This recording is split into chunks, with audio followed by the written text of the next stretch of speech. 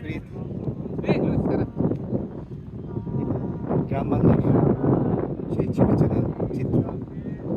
মহিষের পা রাখাল যাচ্ছে, এমন সুন্দর দৃশ্যের অবতারণা খুবই কম হয়ে থাকে।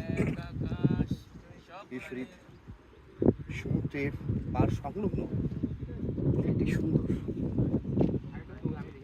নৈসর্গিক অবস্থানে আমরা রয়েছি।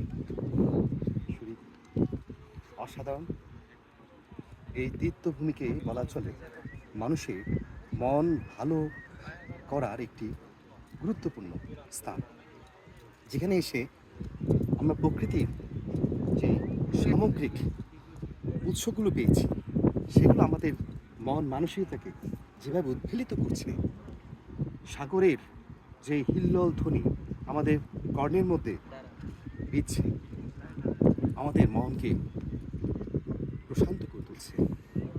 নয়ের শ্রোতাকে পাশ কাটিয়ে আমরা এই সামুদ্রিক তরঙ্গের হিন্দোলের এই শব্দ বিমোহিত হয়ে আমরা একটি সুন্দর ক্ষণ পার করছি।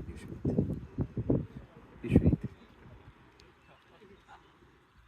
মন ছুটে চলে প্রকৃতির মাঝে।